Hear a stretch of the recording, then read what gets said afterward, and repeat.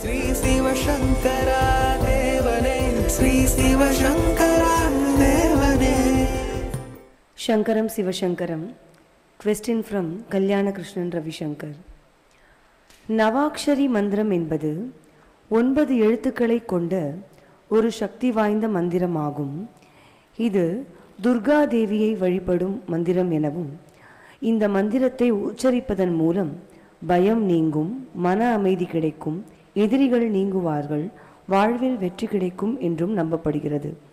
இந்த நவாக்ஷரி மந்திரம் பற்றி விளக்கம். மந்திரம் என்பது நிறைமொழி மாந்தர் கிளத்த பெருமை. மந்திரம்னா என்ன? தங்கள் வாழ்க்கையில் நிறைவை அடைந்து விட்ட மனிதர்கள் நம் காதில் விழுகிற மாதிரி, கிளத்தெல்லாம் காதில் சொல்கிறது, அதுதான் மந்திரம் என்று சொல்லக்கூடியது. அதனால் பாரதி என்ன சொல்கிறான், மந்திரம் போல் வேண்டுமடா சொல்லின் ஆற்றல் அப்படிங்கிற ஒரு மந்திரம் மாதிரி இருக்கணும். ஒரு வேர்டு நீ சொன்னேன்னா அந்த மாதிரி இருக்கணும் அப்படின்னு அர்த்தம். பட் மனமது செம்மையானால் மந்திரங்கள் ஜபிக்க வேண்டாம் அப்படின்னு திருமூலர் சொல்லுது. மனசு சுத்தமாக இருந்ததுன்னா எந்த மந்திரம் நீ ஜபிக்க வேணாம். மனதுக்கண் மாசு இளநாதல் அனைத்து அரண் ஆகுல நீரவிர.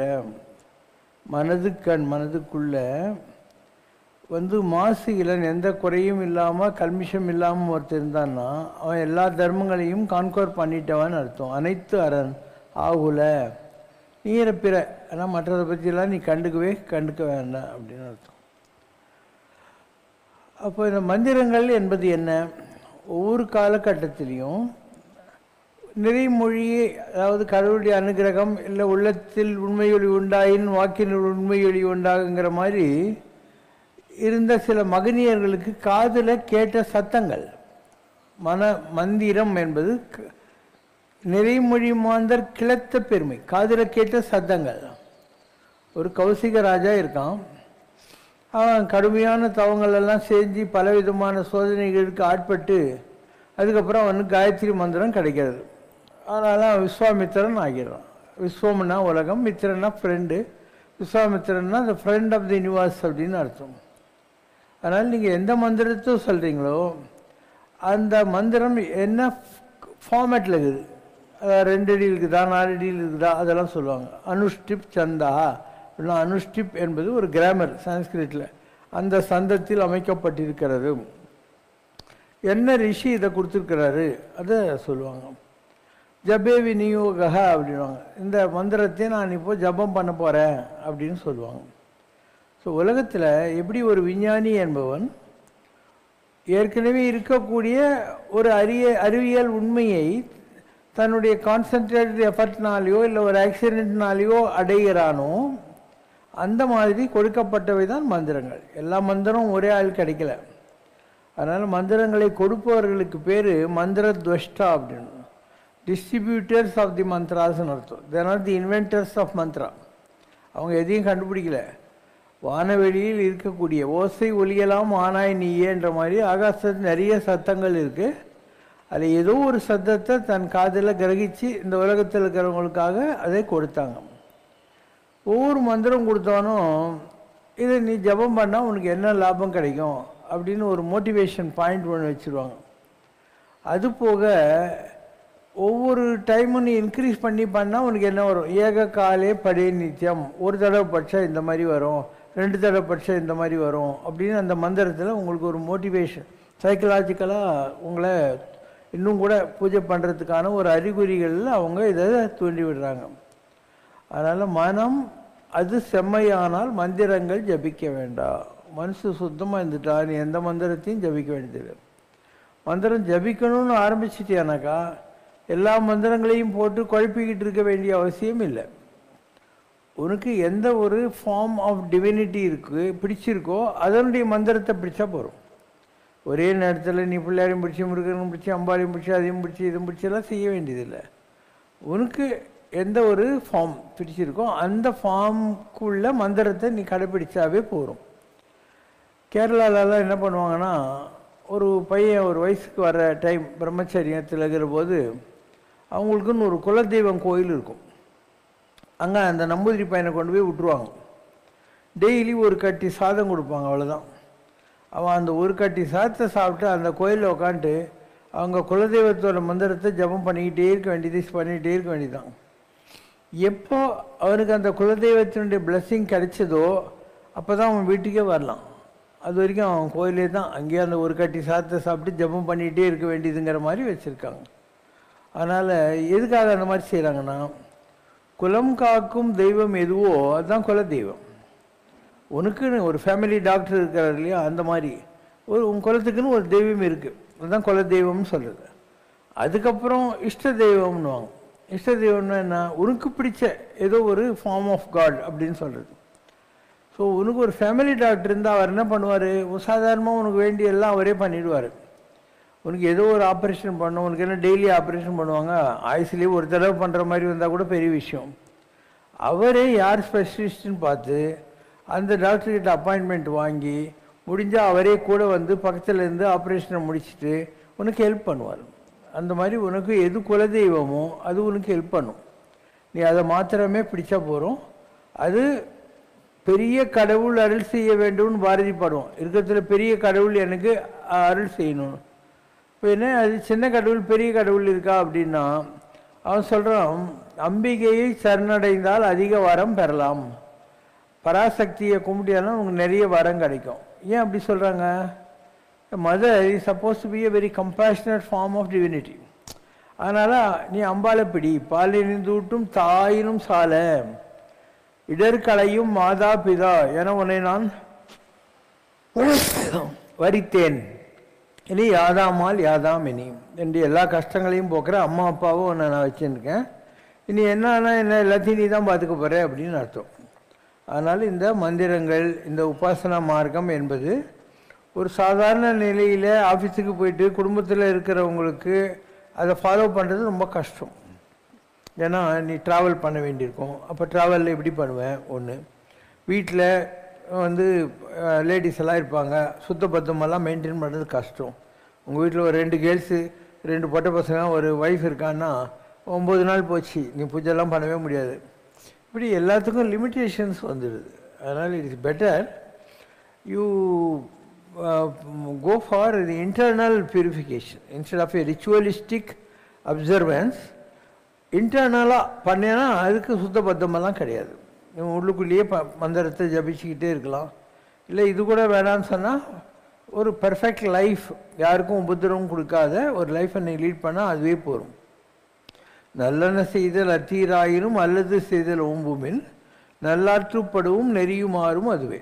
முடிஞ்சால் நல்லது பாரு, நல்லது கேளு, நல்லது சொல்லு. இல்லை கெட்டதை பார்க்காத, கெட்டதை சொல்லாத, கெட்டதை கேட்காத, அவ்வளோதான்.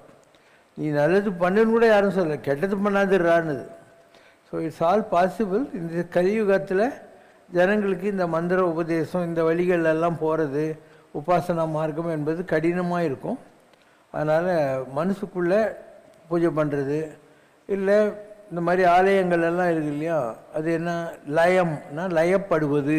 எங்கே மனசு ஒடுங்குகிறதோ, ஆத்மா எங்கே ஒடுங்குகிறதோ, அப்படின்னா ஆத்மா, லயம் என்னால் ஆத்மா ஒடுங்குகிற இடம்.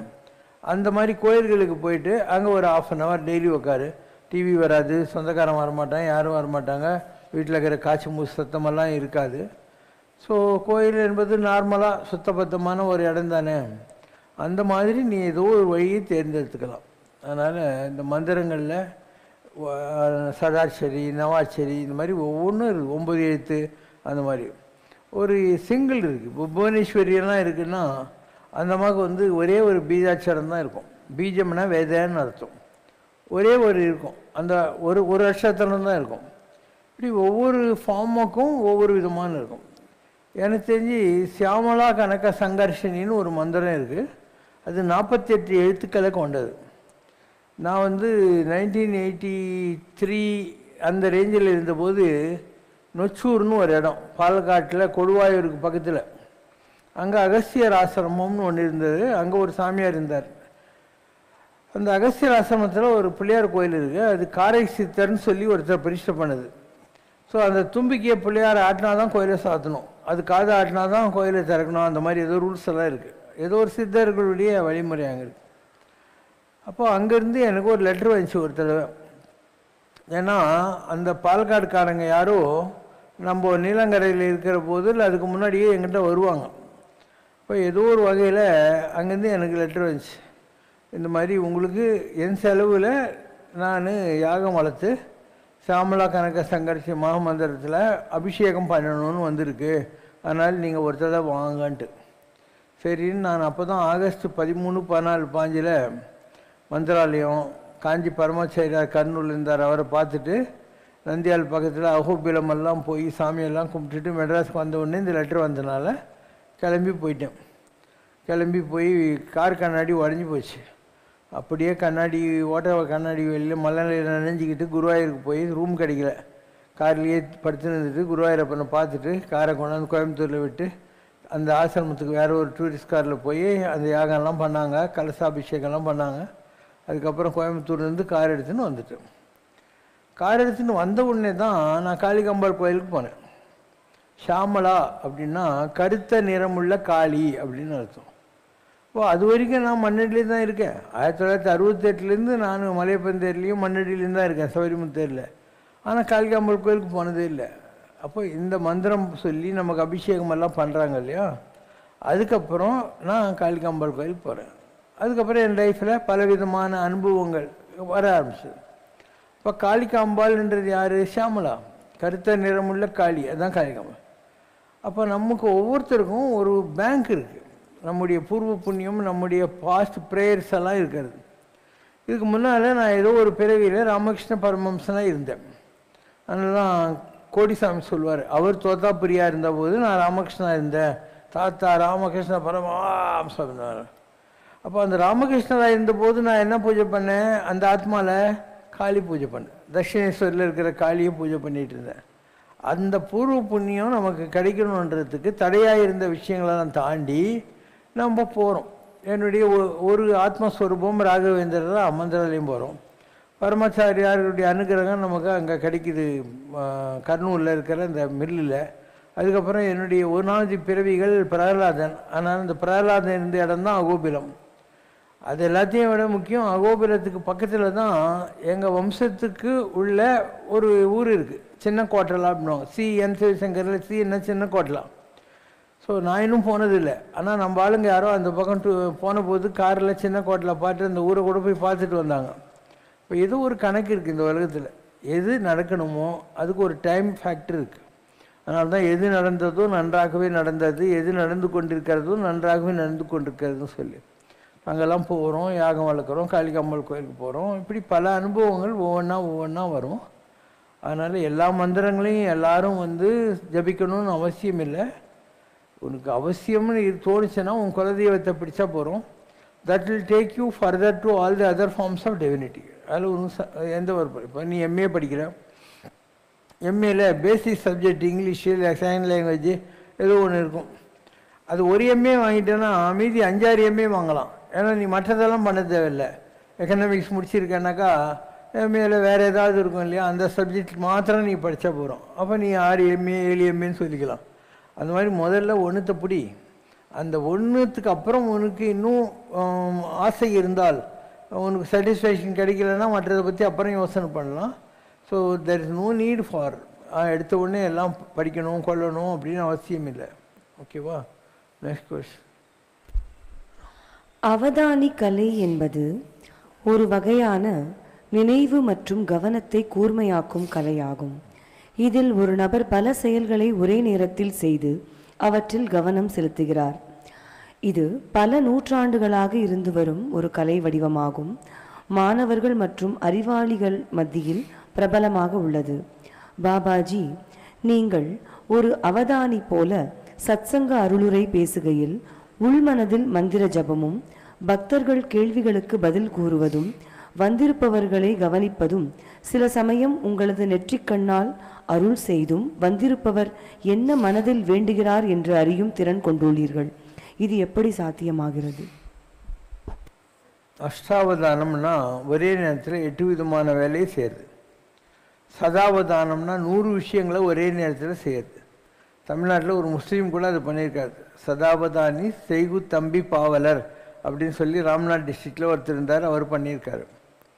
இது ப்ராக்டிஸில் வரக்கூடிய ஒரு விஷயந்தான். இப்போ நீங்களே இருக்கீங்க, நம்மளை விட்டு தள்ளு, ஒரு குடியாத்தத்தில் ஆம்பூரில் இல்லை எங்கேயோ இந்த தறி அடிக்கிறவங்க காலில் கையில் தறி அடிச்சுக்கின்னு இருப்பாங்க, வாயில் சினிமாவை பற்றியெல்லாம் பேசிக்கின்னு இருப்பாங்க இல்லையா. அப்போ ஒரே நேரத்தில் அவங்க 2 டைம்ஸ் ஆஃப் ஆக்டிவிட்டியில் இருக்காங்களா இல்லையா. ஒரு ஆர்டினரி வில்லேஜில் இருக்கக்கூடியவங்களே இதெல்லாம் பண்ணுறாங்க. அதனால் ஒரு ட்ரைனிங் தான் இதெல்லாம். அதாவது நீ வந்து ஒரு உதாரணமாக ஒரு பூ கட்டின்னு இருக்கேன்னு வச்சுக்கோ. பூ கட்டுற போது உள்ளுக்குள்ளே முருகா சொல்கிறதுல உனக்கு என்ன ப்ராப்ளம் இருக்க போகுது. ஸோ ஆக்டிவிட்டி 1, ஆக்டிவிட்டி 2, ஆக்டிவிட்டி 3 கண்ணால் பார்த்துக்கின்னு இருக்க. இப்படி ட்ரைனிங்கில் நீ ஒன்று more and more of activity சைமல்டேனியஸாக பண்ணுறதுக்கு ப்ராக்டிஸ் பண்ணால் வந்துடும். அண்டு ஒவ்வொருத்தருடைய மைண்ட்லேயும் ஆயிரக்கணக்கான நாட்ஸ் இருக்குது. அதனால தான் நம்முடைய பிரெயினுக்கு என்ன பேர், சஹஸ்ர கமலம் அப்படின்னு பேர். சஹஸ்ர அப்படின்னா 1000 இதழ் கொண்ட தாமரை மலர் மாதிரி நமக்கு இந்த இடத்துல இருக்குது. அதில் நம்ம 8% தான் யூஸ் பண்ணுறோம். மீதி 92% யூஸே பண்ணாமல் தான் இந்த உலகத்தில் வாழ்ந்து செத்து போகிறோம் நம்ம.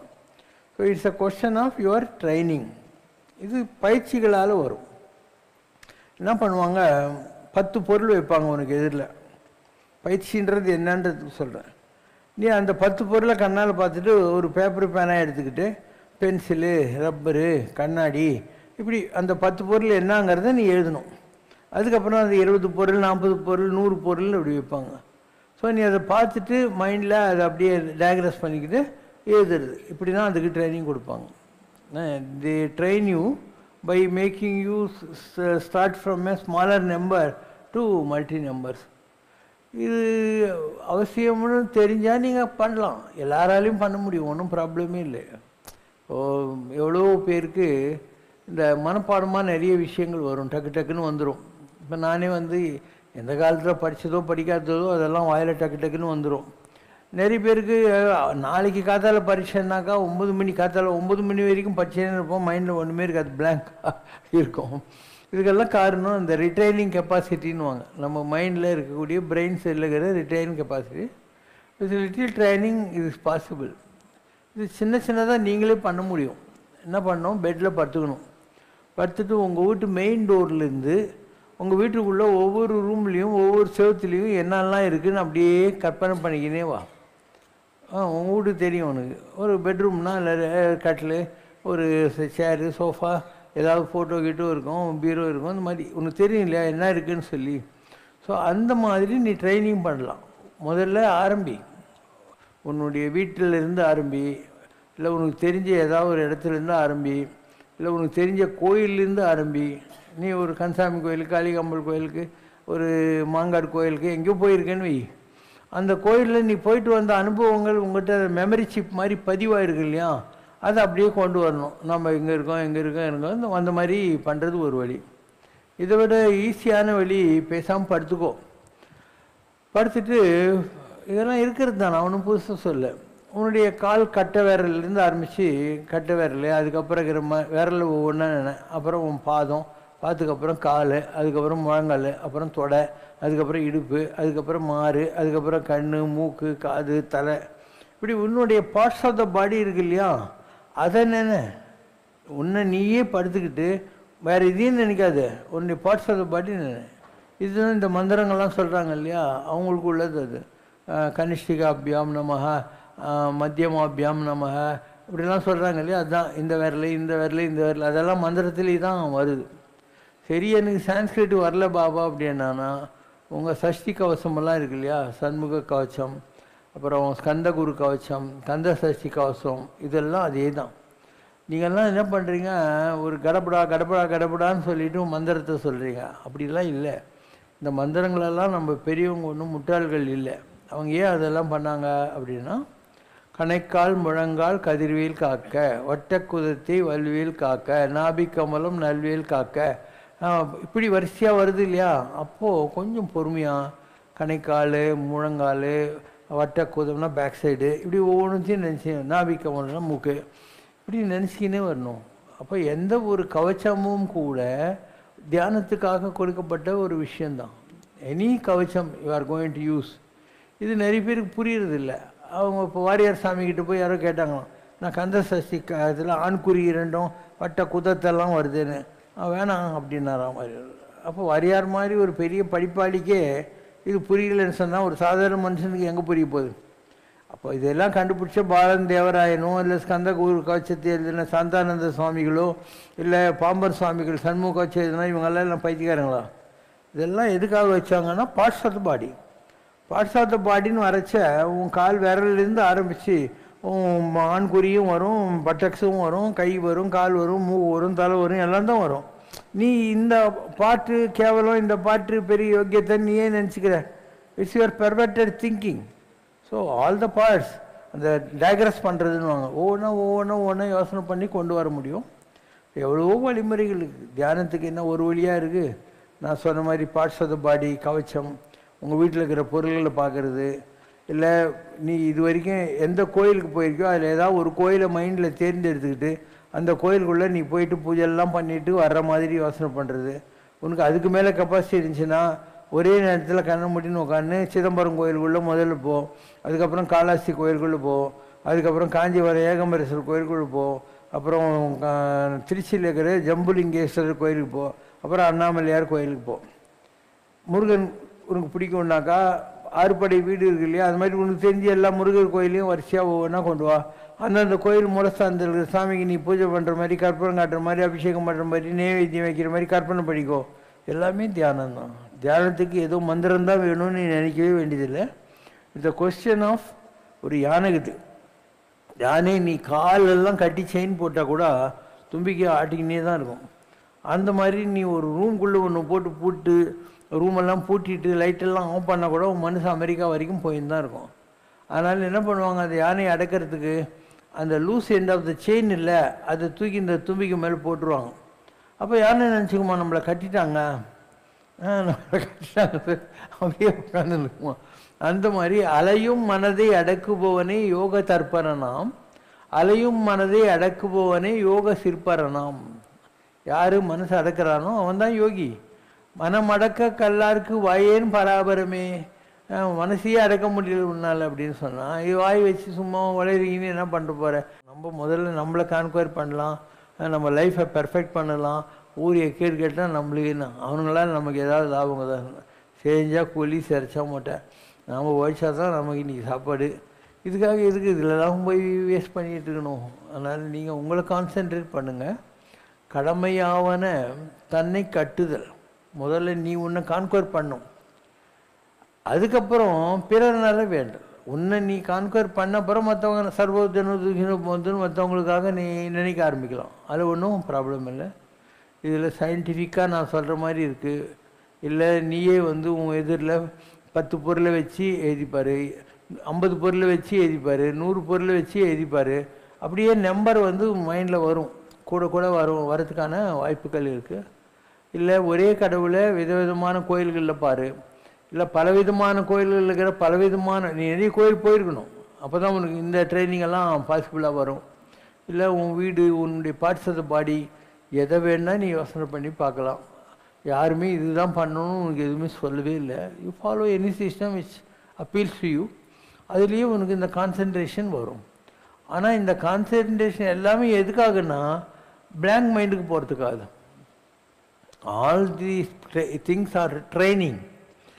அந்த ஒரு மாடி படிக்கட்டு எதுக்கு இருக்குது? நீ போயிட்டு மொட்டை மாடியில் உட்காந்துக்கிறதுக்கு தான் இருக்குது. அந்த மாதிரி நீ இந்த ட்ரைனிங் ப்ரோக்ராம்லாம் வந்து படிக்கட்டு தான். மொட்டை மாடின்றது இந்த இடத்துல எதுவுமே இல்லாமல் இருக்கிறது. வாச்சா மகோச்சரம், எண்ணங்கள் இல்லாத ஒரு நிர்வாண நிலைக்கு போகிறதுக்காக தான் இதெல்லாம் படிநிலைகளை தவிர எல்லாம் வரை என்னை மறந்த நலம் சொல்லாய் அப்படின்னா இதுதான். எந்த தாட்டும் இல்லாமல் ஒரு குழந்தை தொட்டில் அப்படியே இருக்கிற மாதிரி இருந்து இருக்குன்னு ஒழுக்கி விழுந்தால் ஐயோ நம்ம இந்த இடத்துல இருக்கிறோமா அப்படிங்கிறது நமக்கு தெரியும். இதெல்லாம் நீங்கள் பண்ண உங்களுக்கு பல விஷயங்கள் தெரியும். உங்களை சுற்றி நீங்கள் பார்த்துட்டு இருக்கிற இந்த உலகம் இல்லாமல் இன்னும் நிறைய விஷயம் இருக்குது. எத்தீரியல் வேர்ல்டுன்னு சொல்கிறாங்க இல்லையா, ஆவிகள், அந்த மாதிரி நிறைய இருக்குது இந்த உலகத்தில். உங்களுக்கு இப்போத்துக்கு கண்ணுக்கு தெரியாது. இந்த இடத்துலையே அதுங்கெல்லாம் சுற்றி அது கோயிலுக்குள்ளே வர்றதுக்கு அதுக்கு ரைட்ஸ் இல்லை. கோயிலில் மகான்கள் வர முடியும், நெகட்டிவ் ஸ்பிரிட்ஸ் வர்றதுக்கு ரைட்ஸ் கிடையாது. ஸோ அந்த மாதிரி சில எனர்ஜிஸ் எல்லாம் இருக்கும். நான் சொன்னேன், நேற்று கூட சொன்னேன், ராத்திரி ஒரு 11 மணிலேருந்து 12:30 வரைக்கும் இந்த மாதிரி அலைஞ்சிட்டு இருக்கிற காற்றுங்க இருக்குது இல்லையா, அவங்க போய் திவசம் பண்ணல, காரியம் பண்ணல, அந்த மாதிரி அலைஞ்சிட்டு இருக்கும், அதெல்லாம் வரும். விடிகாலில் 4லேருந்து 5, 5:15 வரைக்கும் நல்ல ஹோலி ஸ்பிரிட்ஸ் எல்லாம் வரும். சில மகான்கள் அந்த மாதிரி ஆட்கள் எல்லாம் வருவாங்க. நீ பயப்படக்கூடாது. நீ பயப்படுற மாதிரி இருந்தால் உனக்கு வரவே வராது இதெல்லாம். அதாவது எது பார்த்தாலும் நீ பயப்படவே கூடாது. அதுக்கு நிறைய அந்த ஸ்பிரிட்ஸ் இருக்கு இல்லையா, அதுங்களுக்கு வந்து இந்த காலுக்கு கீழே வேலை செய்யாது. அதாவது இந்த கால் அப்படி கூம்பி போச்சுன்னா எப்படி இருக்கும், அந்த மாதிரி இருக்கும். அது வந்து உன் ரூம்குள்ளே வருதுன்ற போதே இப்படி முட்டு கொடுத்துன்னுட்டு கையை பொம்மை வழியாக 2 காலை முட்டி வச்சுக்கின்னு தான் வரும். ஏன்னா அது காலே கிடையாது பாவம். அண்ட் அது உனக்கு பார்த்தா தெரியும், ஃபேஸு கீஸு அதனுடைய கலரு எல்லாமே உனக்கு தெரியும். நிறைய நேரங்கள் இந்த ஸ்பிரிட்ஸுக்கு வந்து துணி இருக்காது.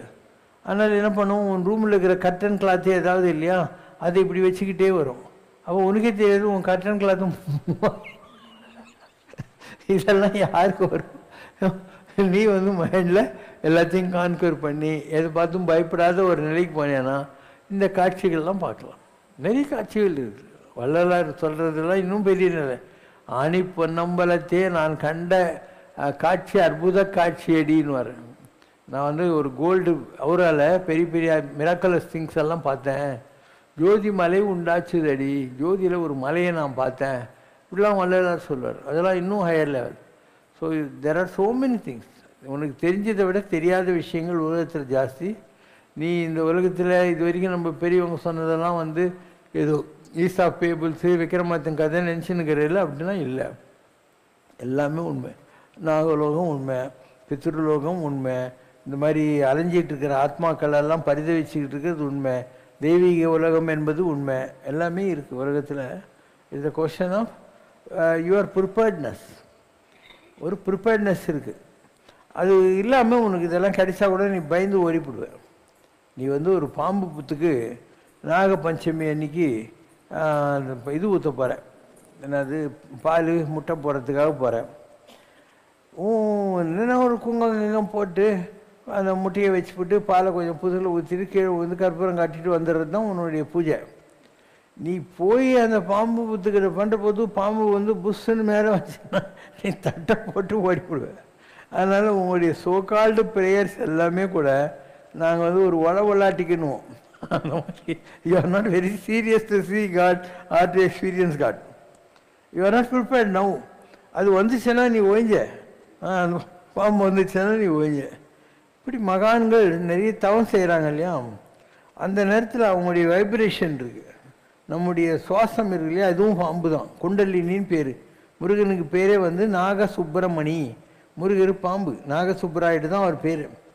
அப்போ அந்த பாம்பு வடிவத்தில் நம்முடைய சுவாசம் ரொம்ப ஹையாக போகிற போது நம்ம கண்ணமூடி தியானங்கேனும் பண்ணின்னு எங்கேயோ ஒரு சாலிட்யூடான பிளேஸ்லன்னா பாம்புங்கள்லாம் வரும். பாம்பு வந்து நம்ம கால்கிட்ட இருக்கும், உடனே செஸ்ட் மேலே உட்காந்துக்கும். உனக்கு வந்து ஒரு உள்ளுணர்வுல தெரியும் பாம்பு வந்து நம்ம மேலே உட்காந்துக்குதுன்னு. நீ பயந்தெல்லாம் கண்ணெல்லாம் திறந்தெல்லாம் பார்க்கக்கூடாது. அப்படியே உன் ஜபத்தை நீ பண்ணின்று கொஞ்ச நேரம் ஆனோன்னு அது இப்படி இறங்கி போயிடும். அதனால் ஆன்மீகம் என்பது ஒரு ப்ரிப்பேர்ட் லெவல். அந்த ப்ரிப்பேர்ட் லெவலில் நீ இல்லைன்னா இதெல்லாம் தேடினா பயந்துக்குவேன். இதெல்லாம் so many things. உலகத்தில் நிறைய விஷயங்கள் இருக்குது. தெய்வங்கள் உண்மை, அந்த வாகனங்கள் உண்மை. நான் சொல்லியிருக்கேன் இல்லையா, வள்ளிமலையிலலாம் நான் போய் தவம் பண்ணுவேன் அந்த காலத்தில். அப்போ ஒரு சிங்கம் புலி இந்த மாதிரி ஏதாவது வந்து நம்ம பக்கத்துலேயே உட்காந்துன்னு இருக்கோம். நம்ம கண்ணை லேசாக பார்த்தா ஒரு ஸ்லோ மோஷனில் போய் அந்த குகை வாசலில் உட்காந்துக்கும். இப்படிலாம் இருக்குதுன்னா நம்புறேன் நீ, எல்லாமே உண்மை. அப்போ அது என்ன வள்ளிமலையில் சிங்கங்க தான் என்ன இல்லை, தேவர்கள் தெய்வங்கள் ஏதோ ஒரு ஃபார்மில் வருவாங்க. அந்த ஃபார்மில் you should be willing to accept them. நீ பயப்படக்கூடாது. எனக்கு வில்லு வச்சுன்னு ராமர் மாதிரி தான் நீ வரணும்லாம் கேட்கக்கூடாது. அவங்க அந்த நேரத்தில் எது சூட் ஆகுதோ அந்த மாதிரி வருவாங்க. ஸோ ஆன்மீகம் ரொம்ப பெரிய சப்ஜெக்ட். நெக்ஸ்ட், சீக்கியர்கள் கையில் அணியும் கடா என்பது எஃகு அல்லது உலோகத்தில் செய்யப்பட்ட ஒரு வளையலாகும். இது அவர்களது குரு மீதுள்ள பற்றையும் அவர்கள் மதத்தின் சட்டங்களை பின்பற்ற வேண்டும் என்பதையும் குறிக்கிறது. இந்த நாகரிகம் அது ஒரு நாகரிக பொருளாகவும் அணுகிறார்கள், மத அடையாளமாகவும் அணுகிறார்கள். இந்த செய்தி பற்றி கூறு. சீக்கிய மதம் எப்படி வந்துச்சுன்னு நீங்கள் பார்க்கணும். இஸ்லாமியர்கள் இந்தியாவை ஆட்சி செய்ய ஆரம்பித்த காலத்தில் தேவர் ட்ரைங் டு மற்றவங்களெல்லாம் அடக்கி ஆண்டு இருந்த ஒரு காலத்தில் இந்து மதத்தை காப்பாற்றுறதுக்காக வந்த ஒரு சோல்ஜர் மாதிரியான ஒரு அமைப்பு தான் சீக் மதம். சீக் மதம்ன்றது ஏதோ ஒரு தனியாக வந்து ஒரு கிறிஸ்துவ மதம் முஸ்லீம் மதம் மாதிரி நினைக்க வேணாம். இந்து மதத்தை ரட்சிக்க வந்த ஒரு போர்ப்படை, அதுதான் சீக்கியர்கள். அப்போ குரு கோவிந்த் சிங், குருநானக் இவங்கெல்லாம் வந்து இந்த மாதிரி நிறைய மகான்கள் இருந்தாங்க. அவங்க தங்களை அடையாளப்படுத்திக்கணுன்றதுக்காக 5 பொருள்களை கொடுத்தாங்க. ஒன்று வந்து கேஷ்னா முடி வளர்க்குறது, தாடி. ஸோ அந்த தாடி மூஞ்சை பார்த்த உடனே உனக்கு இந்த ஆள் சீக்கியன் அப்படின்னு தெரியும். அதுக்கப்புறம் தலையில் ஒரு டர்பன் மாதிரி கட்டிக்கிறது, அண்டு கையில் இந்த கடா போட்டுக்கிறது, இடுப்பில் ஒரு கத்தி வச்சுக்கிறது. இதெல்லாம் 5 அடையாளங்களை அவங்க சீக்கு மதத்தில் வச்சாங்க. அதனால் ஒரு சீக்கை நீ பார்த்தாவே உனக்கு தெரிஞ்சிடும் இவன் இந்த கல்ட்டை சொந்தவன். அண்டு நம்ம ஆளுங்கள்லாம் கொஞ்சம் மாடர்ன் ஃபேஷன்லாம் பார்ப்பாங்க. சீக்கு மதத்தில் அப்படி இல்லை. உனக்கு பொண்ணு கொடுக்குறதே நீ தாடியெல்லாம் வச்சுருந்தா தான் கொடுப்பாங்க. அதாவது எல்லாம் அந்த அடையாளங்கள் இதெல்லாம் நீ வச்சுன்னு இருக்கணும். குருத்வாராவுக்கு போகணும். குருத்வாராவில் சிலையெல்லாம் எதுவும் கிடையாது. அவங்களுடைய குருமார்கள் எழுதிய குரு கிராந்த் சாஹிப்னு ஒன்று இருக்குது. அதுக்கு கவரி வீசிக்கிட்டு அதுலேருந்து ஒரு சாப்டர் எடுத்து படிப்பாங்க. மாற்றி மாற்றி எல்லோரும் படிச்சுன்னு இருப்பாங்க. மீரா பஜன், கபீர்தாஸ் பஜன், இந்த மாதிரி சில பாட்டுங்கள்லாம் இருக்குது இல்லையா நார்த் இந்தியாவில், அதை அவங்க ஹார்மோனியம் டோலக்கெல்லாம் வச்சுக்கிட்டு இது பண்ணுவாங்க. ஸோ உங்களுக்கு சீக் கஸ்டம்ஸ் நல்லா தெரிஞ்சுக்கணுன்னா அமிர்த்சரில் பொற்கோயில்னு ஒன்று இருக்குது. அந்த பொற்கோயிலுக்குள்ளே நீங்கள் போகிற போது நீங்கள் இந்துவாக இருந்தால் கூட ஒரு கர்ச்சீஃபு ஏதாவது எடுத்து உங்கள் தலையை இப்படி கவர் பண்ணிக்கணும்.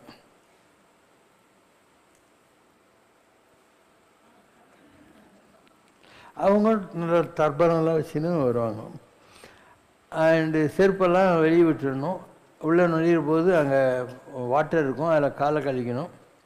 நேராக போய் அங்கே தனியாக ஒரு குளம் வச்சுருப்பாங்க. That is suppose to be the holy water. நிறைய பேர் அதில் குளிக்குவாங்க. உனக்கு குளிக்க வேணான்னா போய் திருப்பியும் கொஞ்சம் தண்ணி எடுத்து தலைமையில் தேய்ச்சிக்கலாம், காலை கழுவலாம். அந்த பொற்கோயிலை சுற்றி நீ வரணும். வந்தால் லைனில் உள்ளே அனுப்புவாங்க. போனால் ஒரு ஷாமியானா மாதிரி இருக்கும். அதுக்கு அடியில் இவங்க உட்காந்துட்டு விசின்னுட்டு அந்த புக்கை படிச்சுன்னு உட்காந்துருப்பாங்க. அங்கே கொஞ்ச நேரம் நின்று அதை கேட்டுட்டு இப்படி சுற்றிக்கிட்டு நீ வெளியே லைனில் வந்தியானா சுட சுட ஒரு கோதுமை ரவா அல்வா மாதிரி ஒன்று கிண்டி கொடுப்பாங்க. எல்லாருக்கும் தவளை கொடுப்பாங்க வெளியே வர்றபோது. இதுதான் அமிர்த்சர் பொற்கோயிலில் இருக்கக்கூடிய ஒரு அமைப்பு. அண்ட் அவங்க வந்து நார்மலாக அவங்களுடைய மதத்தினுடைய கல்ச்சர் அதுக்குள்ளே தான் கல்யாணம் கட்டிக்கிறது எல்லாம் செய்வாங்க. இந்த தாடிகிரி வளர்க்குறது, இந்த பஞ்சை இதெல்லாம் கடா போட்டுக்கிறது, இதெல்லாம் அவங்க தப்பாக நினைக்கிறது இல்லை. உள்ளனாக தான் ஒன்று திட்டுவாங்க. அண்டு ரொம்ப கஷ்டம். இன்றைக்கி வந்து ஒரு ரேஸ் அப்படிங்கிறது வெளியூருக்கெல்லாம் போகிற போது நிறைய பிரச்சனைகளை சந்திக்கிறாங்க. நம்ம ஊரில் இருக்கிற வரைக்கும் ஒன்றும் தெரியாது. வெளிநாட்டுக்கெல்லாம் போகிற போது இந்த சொசைட்டி கல்யாணம் அங்கே வந்து இந்த மிங்கிள் ஆகிறது mainstream of the society கூட இதெல்லாம் ரொம்ப கஷ்டம். இன்றைக்கி நிறைய நியூசிலாண்டில், ஆஸ்திரேலியாவில், அதுக்கப்புறம் கனடாவில், அமெரிக்காவில், இந்த மாதிரி பல தேசங்களில் அவங்க தான் இருக்காங்க, சீக்ஸ் இருக்காங்க. இந்தியன்னாவே இந்த ஃபஸ்ட்டு பாப்புலேஷன் சீக்ஸ் வருவாங்க. அடுத்தது குஜராத்திஸ் வருவாங்க. குஜராத்திஸ் என்ன பண்ணுவாங்கன்னா, அமெரிக்காவில் ஒரு ரூல் இருக்குது. முதல்ல இத்தனை கோடி ரூபாய் நீ டெபாசிட் பண்ணாக்கா அவனுக்கு 5 வருஷம் அமெரிக்காவில் பெர்மிட் கொடுப்பாங்க. இவங்க கடனும் உடனும் வாங்கி அந்த பெர்மிட் வாங்கிட்டு அமெரிக்காவுக்கு போயிடுவாங்க. அமெரிக்காவில் ஹைவேஸ் இருக்கு இல்லையா, அங்கே மோட்டல்ஸ்ன்னுவாங்க. மோட்டல்னால் என்ன, ஒரு ஹைவேயில் ஒரு 30 ரூம் வச்சுருக்கோம். அந்த மாதிரி ஒரு ஹோட்டலே எடுத்துக்குவாங்க. இவங்க லீஸுக்கு எடுத்துக்குவாங்க. எடுத்து அந்த ஹோல் ஃபேமிலி, ஹஸ்பண்டு ஒய்ஃபு, அவங்க பிள்ளைங்க எல்லாம் பெருக்கிறது, முழுக்கிறது, குக் பண்ணுறது, ரூம் ரெடி பண்ணுறது, எல்லா வேலையும் அவங்களே தான் பண்ணுவாங்க. சம்பளத்துக்கு ஆளே வைக்க மாட்டாங்க. ரேட்டு கூட அந்த காலத்தில் ஒரு $30, $35 இப்படி தான் இருக்கும் மோட்டல் ரூம்ஸுன்றது. ஒரு ரூமில் 2 பேர் 3 பேர் கூட தங்குற மாதிரி இருக்கும். இப்படியே ஹார்ட் ஒர்க் பண்ணி, ஏன்னா ஓவர் ஹெட் கிடையாது, எல்லா வேலையும் அவங்க தான் செய்கிறாங்க. அண்ட் ஹைவேல லாங் டிஸ்டன்ஸ் போகிறவங்கலாம் இந்த மாதிரி இடங்களில் தங்கிடுவாங்க. எப்படி இருந்தாலும் அந்த அமௌண்ட்டை வச்சு அவங்க வாங்கின கடனும் கழிச்சிடுவாங்க. அப்படியே அமெரிக்காவில் செட்டில் ஆகி போயிடுவாங்க. இப்படி பல பேர் இருக்காங்க. இப்போ லண்டன்லலாம் ஒரு காலத்தில் ஸ்ரீலங்காக்காரங்க போவாங்க. போயிட்டு அவங்களுக்கெல்லாம் ரோட்டில் கியாஸ்க்குன்னு சொல்லுவாங்க. நம்ம ஊர் பொட்டிக்கடை மாதிரி ஒன்று கொடுப்பாங்க வாடகைக்கு, அங்கேயே லண்டன் முனிசிபாலிட்டியில். அதை எடுத்துக்கிட்டு இவங்க என்ன பண்ணுவாங்க, அந்த ஊரில் இருக்கிற வாட்ரு, அந்த ஊரில் இருக்கிற கோக்கெல்லாம் வாங்கினா கட்டுப்படி ஆகாது. அதனால் இந்தியா மாதிரி இப்போ உங்கள் ஊரில் கோகோ கோலான்னா 10 ரூபான்னு வச்சுக்கோயே, அவங்க ஊரில் 220 ரூபா 180 ரூபா ஒரு கோகோ கோலா.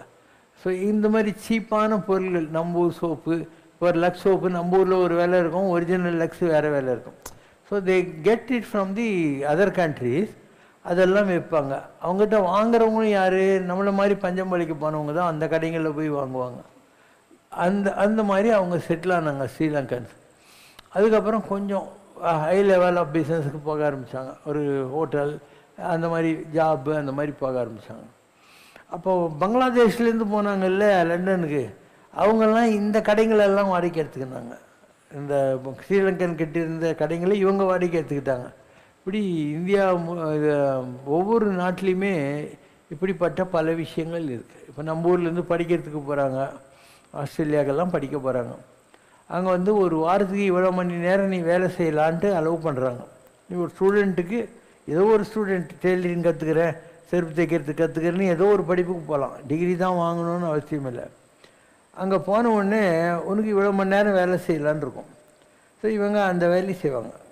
காய்கறி வெட்டுறது, ப்ரெட்டு பேக் பண்ணுறது, இந்த மாதிரி பல விஷயம், சின்ன சின்ன வேலைங்க தான் எல்லாம். நீயே கற்றுக்கலாம், ஒன்றும் பெரிய கஷ்டங்கள் இல்லை. ஏன்னா அங்கே எல்லாமே மெக்கானிக்ஸ் தான். அந்த மாதிரி வேலையை செஞ்சுட்டு ஒரு லெவலுக்கு மேலே என்ன பண்ணுவாங்க, இவ்வளோ தான் வேலை செய்யணும்னு ரூல் இருக்குது. ஒரு வாரத்துக்கு 20 மணி நேரம் அப்படி இருக்கும். இவங்க 2 வேலை செய்வாங்க. ஒரு இடத்துல வேலை செய்து இன்னொரு இடத்துக்கு சொல்ல மாட்டாங்க. அவங்க கண்டுபிடிச்சாங்கன்னா அதுக்கு உங்களுக்கு ஆக்ஷன் எடுப்பாங்க. இப்படி பல இது இருக்கு. ஆனால் இவங்கெல்லாம் இப்படி தான் அங்கே போய் அப்படி செட்டில் ஆவாங்க.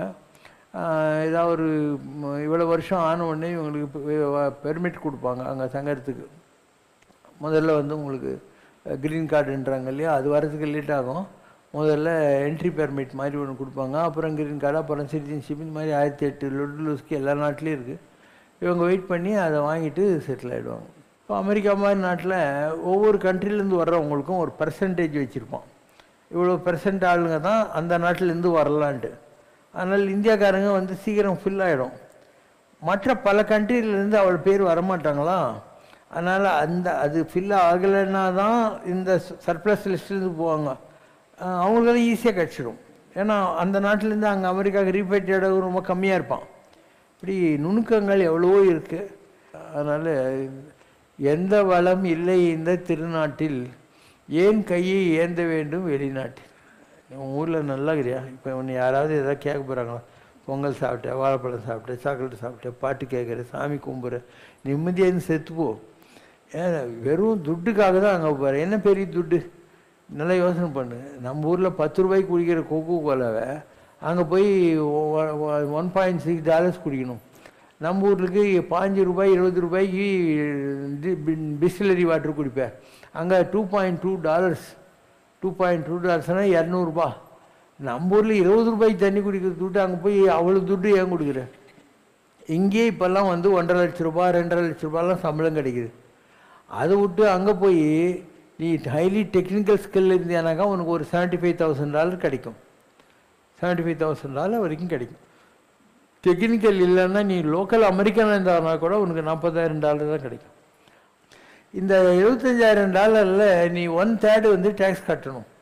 அமெரிக்காவில் நீ சம்பாதிக்கிறன்னா 1/3 டேக்ஸ் பிடிங்கிடுவான். நம்ம ஊர் மாதிரி ஏமாத்தல முடியாது. அதுக்கப்புறம் நீ என்ன பண்ணணும், ஒரு $1000 to $1,500 ஒரு வீடு எடுக்கணும். அந்த ஊர்லலாம் பஸ் சர்வீஸ் எல்லாம் இருக்காது நிறைய ஊருங்களில். அதனால் ஏதாவது ஒரு டொக்கு காரை வந்து நிறைய பேர் this car you can take ஃப்ரீன்னு கூட ரோட்டில் விட்டு போடுவாங்க. அந்த மாதிரி ஏதாவது ஒரு டொக்கு காரை ஃப்ரீயாக எடுத்துக்கணும். இல்லை ஒரு $500 கொடுத்து நீயே அதெல்லாம் ரிப்பேர் பண்ணி ஓட்டிக்கணும். அதுக்கு பெட்ரோல் ஊற்றணும். அமெரிக்காவில் மெடிக்கல் இன்சூரன்ஸ் இல்லைன்னா நீ வாழவே முடியாது. ஸோ நீ ஒரு மெடிக்கல் இன்சூரன்ஸ் எடுக்கணும்.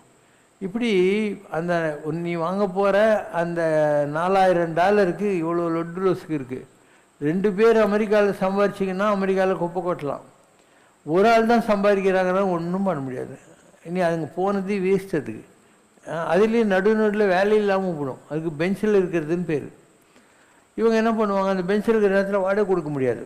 அதனால் அந்த டொக்கு காரையே கொண்டு போய் ஒரு பப்ளிக் பார்க்கிங் பிளேஸில் போட்டு அங்கே பர்கர் ஒன்று வாங்கி சாப்பிட்டு அங்கே இருக்கிற ஓப்பன் டாய்லெட் இதெல்லாம் இருக்கு இல்லையா, பப்ளிக் டாய்லெட்ஸ் அதை யூஸ் பண்ணிக்கிட்டு அப்படியே அடுத்த வேலை கிடைக்கிற வரைக்கும் வெயிட் பண்ணும். ஸோ நீ ஒரு 5 மாதம் வேலையில் இருந்த பணத்தை சேவ் பண்ண இல்லையா, அதை வச்சுக்கிட்டு அந்த 5 மாதம் ஓட்டணும்.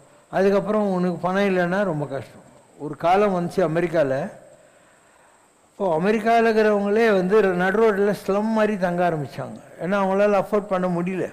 Like slum they use to stay there in America. அப்போ கவர்மெண்ட்டில் என்ன பண்ணாங்க, நாங்கள் உங்களுக்கு இவ்வளோ ரூபாய் தந்துடுறோம், நீங்கள் உலகத்தில் எந்த நாட்டுக்கு வேணால் போய் பழிச்சுக்கோங்கன்ட்டு அமெரிக்காக்காரனுக்கே அவன் கொடுத்தான். ஸோ இவங்க திருவண்ணாமலை, ஹரித்வார், ரிஷிகேஷு இந்த மாதிரி ஊர்லலாம் வந்தாக்கா ஏதோ ஒரு 5000 ரூபாய்க்கு வீடு கிடச்சிடும். இவங்களுக்கு என்ன சிம்பிள் ஃபுட்டு இருந்தால் போகிறோம், மலைகள்லாம் சுற்றிக்கிட்டு இப்பி மாதிரி சுற்றிக்கின்னு உட்காந்து இருப்பானுங்க. அந்த மாதிரி ஒரு காலம் வந்துச்சு. குழந்தையாக நீ தவழ்ந்தாய் மயமலையிலே, குமரியாக தவமிருந்தாய் குமுறும் கடலிலே, கொற்றவையாய் ஆட்சி செய்தாய் தென்மதுரையிலே, கோலம் கொண்டு அமர்ந்து விட்டாய் கேளை நகரிலே. ஓம் ஜெய் சிவசங்கரரே சுவாமி ஜகத் பரிபாலகரே, ஆதி சங்கர அவதாரா அநாத ரக்ஷகரே. ஓம் ஜெய் சிவசங்கரரே. அன்னையும் தந்தையும் நீரென்றறிந்தும் அன்பில் நனைகின்றோம் சுவாமி, அன்பில் நனைகின்றோம். ஆசானும் இறையாகிய தேவா நின்னடி பணிகின்றோம். ஓம் ஜெய் சிவசங்கரரே. கைலையை பன்முறை வலம் வந்தாய் ஓ கருணாகர கீர்த்தி சுவாமி, கருணாகர கீர்த்தி. மயிலையில் நின்று வரம் தருகின்றாய் மங்களகர மூர்த்தி. ஓம் ஜெய் சிவசங்கரரே. ஆனந்த சாகரம் தனிலம்மையாழ்த்தும் அற்புத அருள் ஜோதி சுவாமி, அற்புத அருள் ஜோதி. ஆரத்தி செய்து பாடி மகிழ்ந்தோம் அருள்வாய் பரஞ்சோதி. ஓம் ஜெய் சிவசங்கரரே. நாராயண நாராயண ஓம் சத்யநாராயண நாராயண நாராயண ஓம் நாராயண நாராயண ஓம் சத்யநாராயண நாராயண ஓம் சத்யநாராயண நாராயண ஓம். ஓம் ஜெய் சிவசங்கரரே. ஒன்றுமில்லை மறைமூர்த்தி கண்ணா, குறை ஒன்றும் இல்லை கண்ணா, குறை ஒன்றுமில்லை கோவிந்தா.